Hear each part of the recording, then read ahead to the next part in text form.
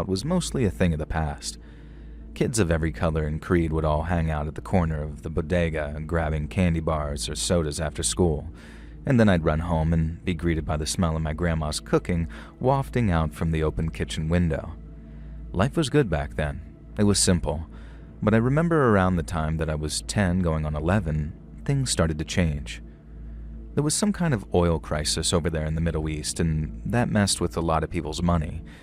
And then when the Rheingold and F&M brewery shut down in 1976, it was like a meteor hit us. People lost their jobs, stores around the neighborhood started to close, and friends of mine had to move away from the block because their parents couldn't afford the rent anymore. Kids like me still dreamed about making it big, even as the neighborhood was starting to show cracks.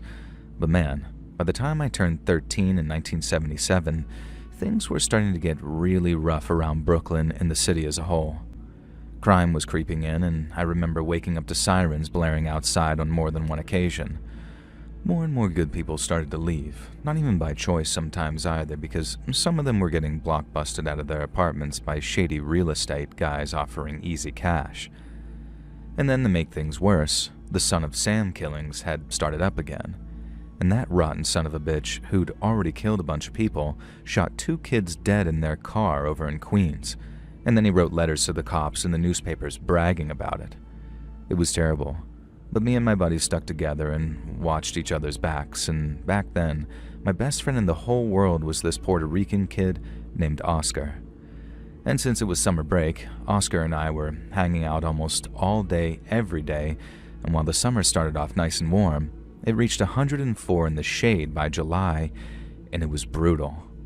The AC in our apartment was just a fan that moved the muggy air around, so you had to go outside and bust open a fire hydrant if you wanted even a chance of keeping cool.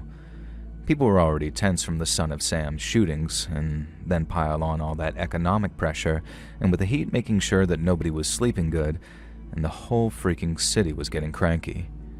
And then one Wednesday night, July 13th to be exact, I was getting ready to walk home from Oscar's place, where the AC actually worked, when something spooked the hell out of us.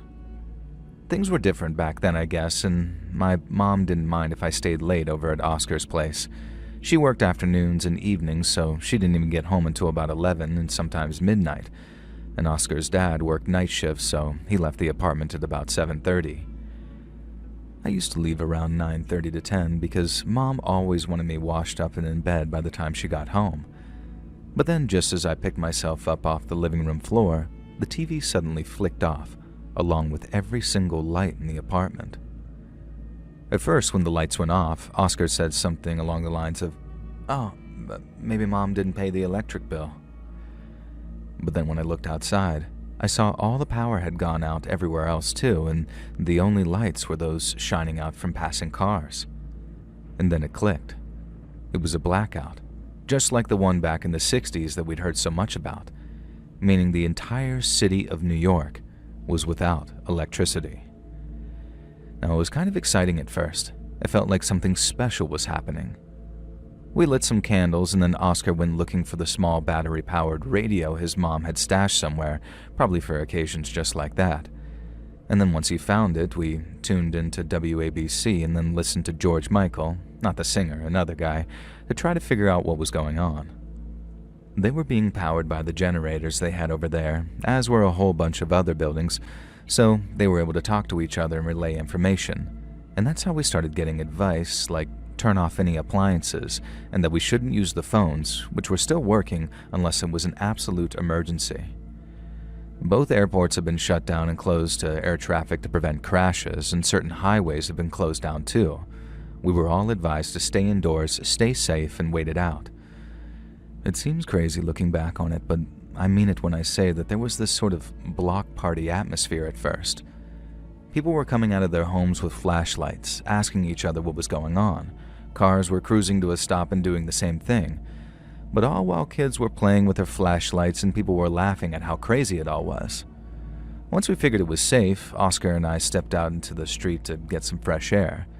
It was still pushing 80 degrees even at night, so it felt good to get out there feeling safe among Oscar's neighbors. I figured the best thing to do was to just stay put, like the radio said, so that's what I did. I was normally ready to hit the hay by around 11, but that night, the clock was coming up on midnight and I was just feeling wired. The street outside had already started to quiet down as people figured the best thing to do was just try and get some sleep. We had all the windows open and were still listening to the radio while we were wondering if we should also just try and get some sleep as well, and that's when we heard it. We heard the sound of someone yelling and then glass breaking somewhere down the block. We got up and looked outside and saw people running around with their faces covered holding baseball bats and hammers and all sorts of stuff. And we couldn't really see them, not unless a car drove past with its high beams on, but you could sure as hell hear them as they shattered the glass on the storefronts and yelled stuff like, come on, let's go." We saw some people hauling away pieces of furniture, big bundles of clothes that they'd stolen, and even big hunks of frozen meat from where the meat market on Broadway got looted. It was all pure chaos out there. Sirens started wailing nonstop, and from every direction too, while cop cars and fire trucks raced by. But no matter how many we saw or heard, it didn't feel like there were enough of them, or like there could ever be enough of them for the job that they had at hand. It wasn't even like it was just looters anymore. There were all kinds of people down there, people drinking or people just out to break stuff just for the hell of it. I mean, it was scary to watch, almost like watching society fall apart right there in front of your eyes. And I remember we were looking down at this one group of guys, and one of them looked up and caught us staring. He yelled something about how we should have been in bed, and then he threw a glass bottle so hard it only missed us by a couple of feet. And after that, Oscar wanted us to stay inside, and I couldn't blame him. The radio was saying it too, that people in areas where there was violence should stay inside and stay away from any windows as well. We couldn't just sit there and listen to the radio, so we went up to the roof and looked up, and we saw flames licking up buildings along Broadway and other orange glows that dotted the skyline. It looked like the end of the world, honestly, and it sounded like it too. We heard gunshots echoing every now and then the sound of people screaming. The looting went on for hours too, and I later heard that a stretch of Broadway got hit hardest with like 30 blocks of stores completely gutted. After we got bored of being on the roof, Oscar and I went back downstairs, but although we tried to get some sleep in his living room with the radio on, all the noise and the smell of smoke coming from outside kept us awake. The radio was crackling with reports about looting on Myrtle, riots breaking out in Bed-Stuy, and how the cops were completely overwhelmed in both areas. I remember how the radio man's voice got louder as he announced that they were smashing up the A&P on Broadway and setting whole buildings on fire. Oscar asked if I thought that they might come our way. I tried to act cool and shrug it off, saying that I didn't know, but my heart was thumping thinking about what would happen if the mob came towards us. We'd been smelling burning for hours by the time 2:30 in the morning rolled around, but I remember there being this moment where the smells started to get really intense, like whatever was burning this time was much closer than the other fires. And that's when it got thicker, not just drifting in from down the block, but like it was coming from inside the building. And then suddenly, someone started banging on the apartment's front door so loud it seemed like they were trying to break it down. Both me and Oscar heard someone yelling "Fuego, fuego" at the top of their voice, and the panic hit us both like a damn freight train as we ran for the door, and then as we rushed out into the hallway, the air was thick with black smoke hanging in the air. We made our way to the fire escape, joining the other folks as we tried to keep as calm as possible. Oscar was right behind me, and I remember hearing him coughing as he took in a lungful of smoke. Oscar's neighbors were pouring out of their apartments, and I remember seeing one guy on the first floor hauling his mom, who could barely walk, outside towards the escape. He was yelling for her to hold her breath, and then his yells were joined by babies crying and a bunch of other yelling too. It was complete and utter chaos, easily the scariest memory of my whole childhood. But I remember how brave people were too, and how some people took control of the situation to help save lives. And there was a guy Oscar knew, this Mr. Ortiz, who he later said was a cop back in the day. He was the one who led us down the fire escape with the metal groaning underneath us. I was terrified it was going to break under the weight of everyone and we'd be smushed against the alleyway concrete, but it didn't, and it held. And at one point there were so many people on the fire escape that it got clogged up as some older lady struggled to get down on the concrete below. A younger mom started to freak out, worried that her baby was going to inhale smoke, so we ended up passing it down the stairs from person to person like we were a freaking bucket brigade. And I ain't never been so scared to drop something in my whole life, and I was so scared to take it from Oscar that he had to say, "Come on, man, don't punk out." I remember that, and I took the baby, passed it on, and then got a miniature round of applause with the folks above me saying, "Attaboy, you did great, now let's get it moving down there." Now we soon got moving again as people made their way down the fire escape, but it was a mess. Everyone was yelling in Spanish and English and every kind of accent you can imagine, but we managed to get down into the alley, and then from there, we went spilling out into the streets, gasping for air. We stumbled around the corner, far enough to turn and look, and saw how flames were licking up the back of the building, and then before long, they came shooting out the front windows, orange and angry, while they ate their way up to the 3rd floor where Oscar's family lived. We watched his kitchen curtains catching as the living room where we'd played after school all went up in flames. Oscar just stood there staring before he finally said, "Everything's in there," in this voice that made him sound so much younger. And after what seems like forever, a fire truck finally showed up and then started hosing down the houses, but it was obviously too late. People were drinking water like it was champagne from a hydrant someone had cracked open and slapping each other in the back like we'd won something just by getting out. And I guess we were lucky to get out with our lives before the whole building burned down around us. But the look on Oscar's face, watching his childhood home burn, that just stuck with me. When morning came, there was still no power and the sun lit up the mess. Oscar and I had to walk all the way back to my place after the fire, to where my mom almost threw a fit because she'd heard about Oscar's block and was scared that I'd been burned to death. But we slept there for a few hours before Mom walked us back to Oscar's place to try and find his parents. Walking toward Broadway was something else, man. It was like a movie, an end-of-the-world kind of movie with glass everywhere, burned-out storefronts, and smoke still rising from spots that had only recently stopped burning. The cops were out in force by then, the National Guard too, I think, and people tried to put brave faces on, but you could see that people were broken, especially when Oscar found his mom and dad, and they burst into tears of relief at having found him. Oscar and his parents might have been reunited, but the block was gone. It turns out some idiot down the street had torched a car, and the flames jumped to the trash piled up against the building. In an old tenement like Oscar's, it was dry as tinder in that heat.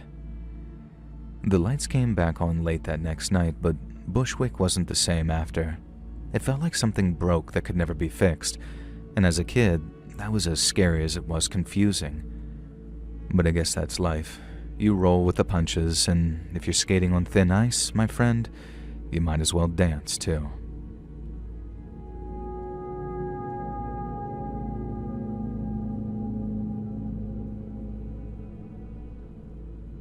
My name is Mariana, and although I live in Argentina these days, I'm from Venezuela, and I grew up there during the 2000s. My family and I lived in a district of Caracas, a place that was very loud and a lot of people very cramped together, but it also had a lot of passion, love of life, and amazing food cooked by our friends and neighbors. My father ran a small pharmacy on the corner of our street, and I didn't really realize it growing up, but that pharmacy was almost like the beating heart of our community. My father knew everyone, and I mean everyone, because everyone came into the pharmacy whenever they got sick and needed medicine. He knew all the young mothers and their babies who stopped by to pick up formula and diapers. He knew all the abuelas, too, the grandmothers and single seniors who came to him for their monthly medication. He cared for them deeply, and they cared for him, too. He gave his best advice and helped keep the community healthy year in and year out. He'd listen to their stories, recommend remedies from everything from a stubborn cough to a broken heart, and sometimes even extend credit to families who couldn't afford to pay right away. He was quiet, a kind man in his white coat who always smelled faintly of antiseptic and mints. Sometimes, before we went off to school, he'd sneak me those little candies from the counter when no one was looking. Being his daughter meant that I spent a lot of afternoons there after school, watching him dispense as much advice as he did medication. On Sundays, when the pharmacy would open late and close early, he would often take us to the beach, and that was our escape with him. Those afternoons that we'd spent at Playa El Agua or Choroni, and we'd pack our arepas stuffed with cheese and avocado, and we'd laugh as we played with our cousins until the sun dipped down low and it was time for us to go home again. And music was everywhere. Life was good, and we had a sense of possibility, like the country was alive with energy, even if it wasn't perfect. But underneath it all, things were tough, especially as the decade wore on. Around the time of my 14th birthday, Maduro changed the country's energy policy, meaning they had to squeeze the average person harder and harder.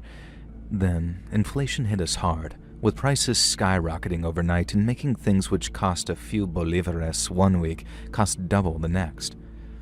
And it felt like an invisible thief was robbing us, and I remember my parents arguing at the dinner table for the first time in my life. They had to stretch their savings, and sometimes goods became so scarce that my mother had to line up for hours every morning to ensure that we got basic essentials. Poverty crept in, crime started to rise, and there were riots, there were deaths, and I remember the first time my father told me not to wander too far after dark, because the streets I played on so freely as a child were no longer safe. For my father, running the pharmacy became a battle. He was proud of it, but with the economy tanking and heavy government regulation creeping in, it became harder and harder to get certain medicines. Instead of being excited to see us and spend time with us, he'd finish the day exhausted and unhappy, telling stories of patients who couldn't afford their prescriptions anymore. He never stopped helping, slipping free samples to neighbors or staying open late for emergencies. But in 2019, something happened that meant for the first time in his life, my father considered a life outside of Venezuela. On the afternoon of March 7th, 2019, at around 5 o'clock, the lights went out. All over Venezuela, from my home, Caracas, to the smallest town, the electricity suddenly died. We had blackouts all the time, and power usually came back on after an hour or two, but this time, it was different. The power stayed off for hours and hours, then around 9 p.m., the government broadcasted a radio message to the people who could listen on these battery-powered devices we had. And they said that the power had been caused by the CIA and the U.S. military, who performed a sabotage attack on the Guri Dam. And next to the dam is a massive hydroelectric plant that powers most of Venezuela. But no one believed them. The power had failed just like everything else was failing because of years of neglect, no maintenance, and a system that was rotten from the inside out. We heard news reports too, and I can remember to this day how frightening they were. The hospitals were by far the worst affected because they could only afford to keep enough fuel stocked up to keep the generators running for a few hours at a time. And when they ran out, babies in incubators were at risk and surgeries halted mid-procedure. They had to rush people out into the parking lot to hook machines up to car batteries just to keep people from dying. And as you can imagine, people were understandably very angry about this and demonstrated the next day for the government to do something. They sent in riot police, but also promised that they would do something, that power would return within 24 hours. But yet again, this was nothing but a lie. Over the next few days, food rotted in fridges and the water pumps stopped, so we had no running water until the power came back on. The metro shut down, but people still had to work as best they could, so in the mornings and afternoons, the streets clogged with people walking miles home. And this dragged on for days, turning into the worst blackout we'd ever seen, with parts of the country in the dark for a full week. But the worst part was the looting. By the third day, people were getting more and more desperate, and in places like Maracaibo, it was like the end of the world. I heard a crowd of almost 1,000 people storm a shopping district, looting supermarkets and bakeries and even hardware stores. They weren't just looking for food either. They had furniture, electricals, anything they could trade for daily essentials from those hoarding supplies. People guarded their homes with whatever they had to keep looters away. Sticks, machetes, hammers, anything. Here in Caracas, it wasn't as bad. But still, on Avenida San Martin, groups broke into shops at night, smashing windows and grabbing what they could before the police showed up with tear gas. We heard gunshots echoing through the streets, and families like mine locked the metal concertina gates on their homes and shop fronts. We prayed it wouldn't spread to our block, and for the most part it didn't. But then on the fourth day, something terrible happened. Our pharmacy was on the ground floor with our apartment right above it, and they were connected by those smooth stone stairs inside. My father had always been prepared to be robbed, being that we sold medicines which actually got a high price in the black market, but never in my life had we ever been robbed or had anything stolen. And so when my father heard that a local gang was planning on targeting his store, it was proof of just how much things had truly changed. But he didn't dwell on that, not for long anyway. He just simply began his preparations. We knew we couldn't rely on the police, who were too focused on protecting the wealthier and more industrial areas of Caracas, along with government facilities which held food and clean drinking water. But the gangs knew that too. And so when my father heard that he was their latest target, he took the rumor very seriously. And he thought that they might hit us on the third night once things had started to become really bad for people, but they didn't. And yet on the fourth night at around midnight, we were all woken up to the sound of banging against the metal shutters downstairs, as 5 or 6 men worked silently to gain entry into our home. My father said they must have been rough, desperate types, probably from the barrios who were robbing to make money and not to survive, but he didn't panic. He rigged up defenses days before, so instead of losing his head, he simply put his shoes on and went to work. He grabbed this big slab of steel that he'd salvaged from an old construction site, one that he'd welded straps to create a sort of makeshift shield. He said it was heavy as hell, but he trusted it to block bullets if need be. Now he carried it to the landing on the stairs because from there he could see all the way through the pharmacy and to the shutter which kept the robbers out. It was kind of like a cage, in that there were large diamond-shaped gaps through which he could see the robbers. And so after planting his metal shield down and crouching behind it, he gave the robbers their one warning that they should leave. I remember hearing them shouting in reply, telling him to go back upstairs so they could work in peace. If he didn't, they would hurt him. And in reply, my father said only in Spanish, "So be it." My father hauled his metal shield down the rest of the stairs and planted it in the gap in the counter we used to get behind it. He then reached for something that he'd been keeping under the counter, something of his own creation. He'd mixed it up in the back room using over-the-counter stuff, ammonia from cleaning supplies, chili powder for extra burn, and some vinegar to react and create a nasty gas, all stuffed in a glass jar with a fuse from fireworks that we'd saved. And what it amounted to was a homemade tear gas bomb. And as the robbers kept hammering at the lock holding the shutters closed, my father lit the fuse, let it burn down a little, and then tossed it across the pharmacy towards the shutters. And then boom, it exploded near the robbers and surrounded them in a choking cloud that had them coughing and cursing with their eyes watering like rivers. A couple backed off right then, but the others, tougher or maybe more desperate, kept at it. And one of them fired a shot towards my father which bounced off the metal shield that he was holding. It saved his life, but he knew that it might not hold if it was weakened, and so after a second shot bounced off the thick metal surface, he began backing off to the stairs for his next phase of the plan. After my father retreated upstairs and abandoned his huge metal shield, it wasn't long before the robbers finally broke open the gate and entered the pharmacy. I remember hearing them laughing with glee when they finally got inside, and my heart was pounding. My mom and I went upstairs, locked in the bedroom, ready to climb out of the back window and jump if that gang got past my father and tried to get into the room. We could hear as the gang started ransacking the shelves below, grabbing painkillers, antibiotics, whatever they could stuff into bags, but when they were done, they still weren't satisfied. They spotted the stairs and started climbing, probably figuring that we had money or food up there, and since it was dark, they couldn't see what my father had done to the stairs. As they advanced upward, one of the robbers slipped and fell and then screamed. It was like a triple scream almost, one at the pain of the impact, and one when he realized why it had hurt so badly, and a third when he slipped and injured himself again.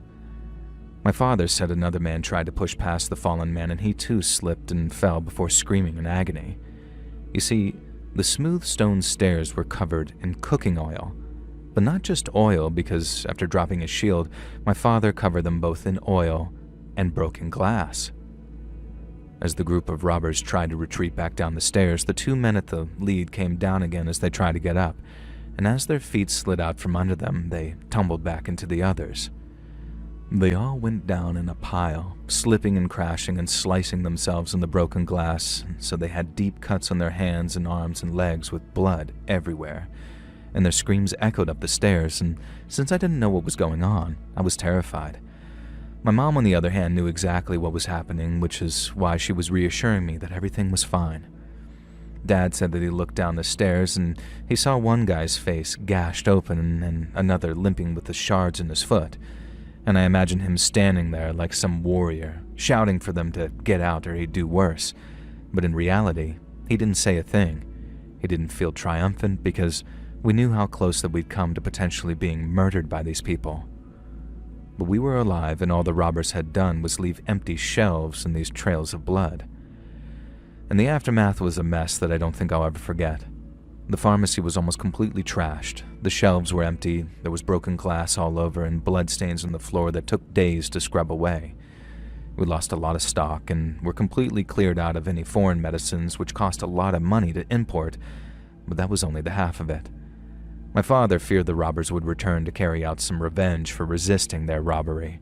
He said he slept with one eye open for the next few days, and even when the power came back on, he knew that we were no longer safe here in Caracas. Now, neighbors came by the next day, helping board up the door and sharing what little food they had left before it spoiled. And the whole community knew of what had happened, so everyone was very much on edge. Now, we all had heard about the number of deaths being reported at the hospitals, and we all knew my father could have been one of them, maybe even myself and my mother too. We rationed candles and batteries, boiled river water to drink, and waited. All while the air was thick with the smell of rotting garbage because the trash trucks couldn't run. It was horrible, truly horrible, and there was a bright, shining silver lining that my father was a hero. At long last, on the 14th of March, power began to return to Caracas. It was sporadic at first, with some districts getting power before others, but then slowly but surely it crept back to the towns and villages, and soon power had been completely restored. People celebrated like it was a miracle, unaware that we'd have another big blackout in late March and then another that summer in July. But on those occasions, the community came out to create a human wall blocking any potential thieves or robbers from hitting the pharmacy. It was an incredible show of community spirit, but for my father, it was too little too late. He loved his friends and neighbors. He didn't feel as if they had let him down, and we all missed them very much. But those 3 blackouts showed just how fragile our country was and how weak and selfish our leaders were. Those days changed my father. They changed me too, so that when he announced that he was going to flee the country and in the middle of the night so we could not be stripped of our possessions for illegally migrating, he found no argument from me and my mother. And as I said at the start, we've lived in Argentina ever since, and although I miss my homeland very much, I know that we will never return until there are some big, big changes.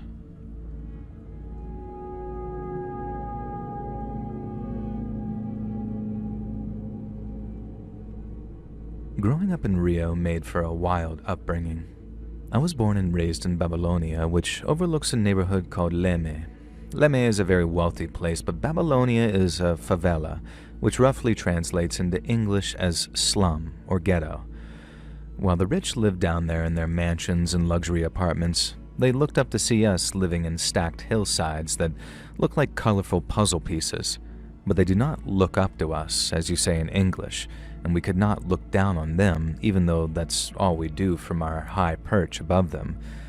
We are poor people, but we are rich in spirit. Football was a big part of our lives too, and while I'm sure to many of you this is an apt cliché for us, football was, and is, life. Whether it be the organized futsal, which took place on colorful concrete pitches, or the volley games the kids would play under flickering streetlights while they laughed and chased each other, football was everywhere. And since it makes us happy, and happiness was everywhere too. Babylonia felt alive, full of so much joy that could light up the whole city. But let me tell you, and this is the same for all favelas and poor places across the world, things could turn dark very, very fast. The favela is a place with 2 governments. In the daytime, politicians and the police are in charge, and people go about their business as normal. But after the sun goes down, the police rarely visit, and the politicians are all safely back in their expensive homes, and it's then that the gangs take charge. On a bad night, you'd hear gunfire popping off like fireworks, but it could happen in the daytime too, if the police decided to raid a gang hideout or carry out some other kind of operation. Entire streets could be shut down for hours with police and gang members sniping at each other, and sometimes the fights only ended when someone died, be it a gang member or a policeman or even an innocent person caught in the crossfire.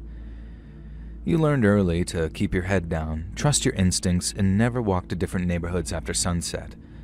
But sometimes, avoiding trouble in the favelas was impossible, because even if you try to dodge it, it has a way of just finding you anyways. And to me, there is no greater example of that than the blackout of 1999. And I remember it like it was yesterday, and I'll remember the date of March 11th until I'm old and senile. I was just a teenager back then, 14 going on 15, and it was a Thursday night, so just about as quiet and regular as a night in the favelas could be. I was at home looking after my little sister when suddenly, all the power suddenly went out. I later heard it was caused by a lightning bolt slamming into a big substation in Bauru, but that strike tripped the circuits and like dominoes, the whole grid collapsed. Generators shut down one after another. Even the massive Itaipu Dam couldn't hold it together. And suddenly the entire southern part of Brazil went pitch black. Sao Paulo, Rio, all of it, and all without warning. It was exactly 10:16 p.m. when everything went dark, and while my little brother was asleep upstairs, it was my job to watch him while my mother was at her friend's place. I went upstairs and out onto the small balcony we had, which looked over the city, and all the buildings were dark, and all the streetlights were completely out. Everything but the roads were plunged into darkness, even the traffic lights were dead. It was an amazing sight. It was exciting, but also frightening too. People called out in the confusion as candles started to flicker in windows all over the favela, and you could also hear the sound of generators starting up too, because while blackouts were a regular thing, they tended not to last very long. But this one was different, and the longer it lasted, the more the atmosphere around the neighborhood became more and more tense. Whenever anything happened like that, be it a blackout or anything else which might cause unrest, the police usually sent patrols around to keep the peace. But on that night, a whole hour went by and I didn't see a single light or siren anywhere around the favela. They were all headed either downtown or what looked to me like Barra da Tijuca, where all the high-end fashion and electrical stores were. Some people were listening to radio stations on portable radio sets thanks to the station's backup generators, and when they heard there was looting and other chaos going on all over the city, people started getting worried. Because if the police were overwhelmed, there was no telling what the gangs would do. I got scared, and I was only a kid, so I forgive myself for it, but I got so frightened that I went looking for my mom. I know I shouldn't have left my little brother alone up there in our bedroom, but that night had been really quiet up until then, so I figured that it wouldn't do any harm if I just ran over to my mom's friend's place and brought her home with me. And the streets were buzzing like a party at first. It seemed like people were laughing and cracking open beers by flashlight. Music blasted from people's radios as they danced by candlelight and battery and turning the blackout into a sort of carnival. Now I found it reassuring because there was none of the looting or violence that I'd heard about elsewhere. But that fun didn't last, and by the time I made it to my mom's friend's place, the atmosphere in that favela had changed dramatically. When the gangs heard that all the police were all tied up downtown, guarding the commercial districts from looters smashing windows, they got together and began planning their attacks. Rival crews, the ones who had been eyeing each other for weeks, saw their chance, and no cops meant no one to stand in their way. I'd been happy to see my mom, but I don't think more than 5 minutes had passed before I heard the first shots ringing out. She'd been mad at me for leaving my little brother at home and had been preparing to take me home again so he wasn't alone, but when the first bang started and we realized that they weren't some firecrackers, she said that we had to stay put. I blame my age for how foolish my thinking was, but I felt so guilty to leave my little brother alone in that blackout, with gunshots now going off, that I couldn't bear to just stay put and wait until it died down. And so I ran. And what I saw while running will stay with me for the rest of my life. As I ran, I heard automatic weapons rattling off in bursts and then the sound of the bullets echoing off the concrete walls, and it sounded like thunder as their shots lit up the night with these muzzle flashes. I saw it all as the party turned to panic, Groups of guys charging down alleys, spraying bullets wildly and dropping bodies after suddenly coming across a group of rivals. Sparks flew as bullets hit metal roofs, and I heard the sound of women and children screaming as they got caught in the crossfire. I remember seeing one guy I knew from school, an older boy who was just running for cover when a burst hit him in the back, cutting him down and turning the front of his white shirt black. In another incident, I saw two gangs clashing at a corner, shooting each other with these rifles and barking at each other from behind barricades of wrecked cars. I ducked down behind a wall as bullets whizzed past and chipped the concrete near me, and I remember how the air reeked of gunpowder and how the gunshots made my shadow flash in front of me. It was all so engraved into my young mind. It felt like I was suddenly in the middle of a full-on war, with bodies piling up and the wails of the wounded mixing with the non-stop shooting of machine guns. And my heart was pounding, and I knew I should have been scared for my life, but all I could think about was my little brother, all alone in the dark of our bedroom and probably terrified. I had to get back, and in the moment I didn't care if I died trying. I remember weaving through this madness, dodging groups trading fire with rifles. Bullets zipped overhead as people crumpled like rags, and I remember tripping over someone moaning on the ground. It was hell. It's all I can really say, pure and simple. The blackout had turned our home into a war zone. And I remember stopping to take cover and suddenly hearing someone calling out to me. I turned and saw a man standing at his doorway, offering to give me shelter. And I was so scared that I couldn't say no, and I was certain that I'd be shot if I kept going, so I figured that it might be a good idea to take shelter for a few minutes and hope the shooting died down. And so I ran to the man, and he shut the door behind us. Now, he seemed all right at first. He talked calmly, said that he'd seen me around the favela and that he knew my family. He gave me some water and then patted my shoulder from behind as if to comfort me. But then I noticed how he was patting them a little too long, and when I tried to get him to stop, he started to grip tighter. She pulled me closer and one of his hands began to wander, whispering how I should relax and stay put.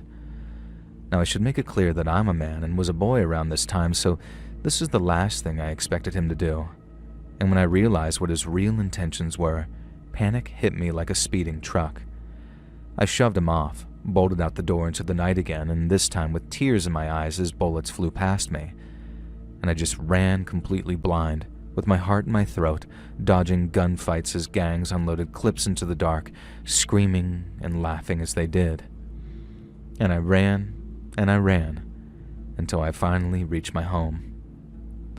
I burst through the door and ran upstairs to the bedroom me and my little brother shared, and there he was, huddled under a blanket, having cried so much that he'd gone quiet again, and I pulled him into a hug, and we cried together as he asked me, "Where did you go? Where did you go?" All I could say was, "I'm sorry," over and over, and hugged him as hard as I could. That night stayed with me, and as long as I live, I don't think I'll ever forget the lesson it taught me. In time of crisis, it's the children that need our protection the most, the little ones especially so, because the world is so much more frightening when you don't understand it.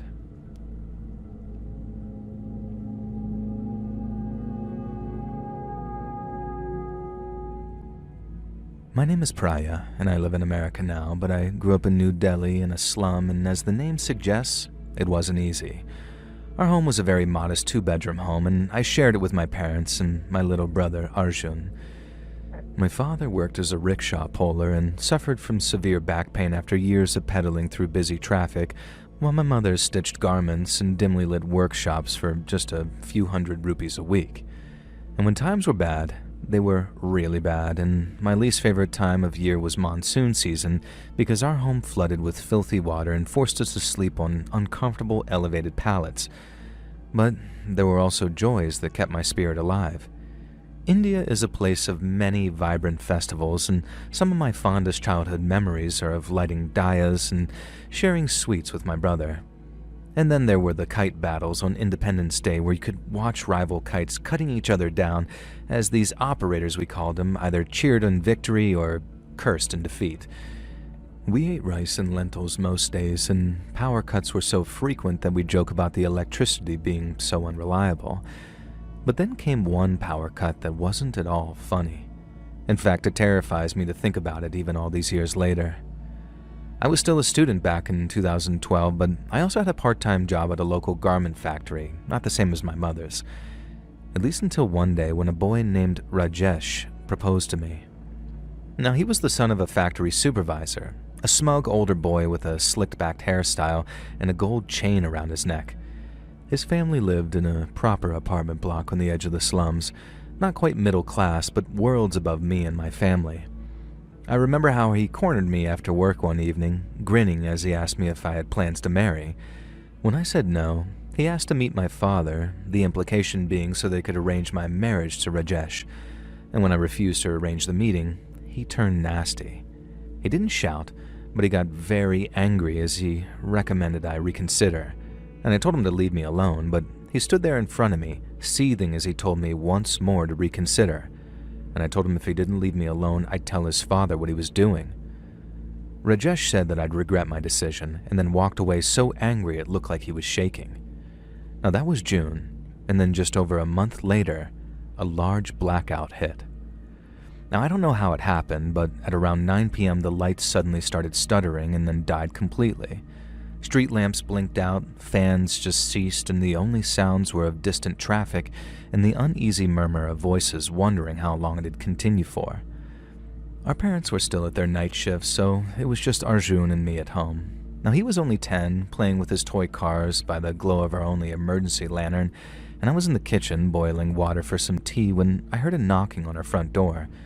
And when I called out for them to enter, it was the brother of a friend from school, and he had some terrifying news for me. Now, Rajesh and his friends were coming to do something unspeakable to me, and he knew this because they were just minutes away and he'd heard them talking about it with his own ears. My friend's brother sprinted all the way over to us as fast as he could, and I mean it when I say that he saved my life that night.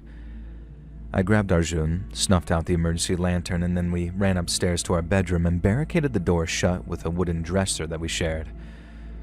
And then we waited, scared and silent, until we heard the sound of someone kicking the door open downstairs. I heard Rajesh shouting, "Find her," before people began searching downstairs. I don't know exactly how many of them there were, but there had to be at least 4 of them searching for us, so it wasn't long before they found the stairs. I heard Rajesh shouting for me to come out, and I knew our little barricade wouldn't last a second once he'd found our bedroom.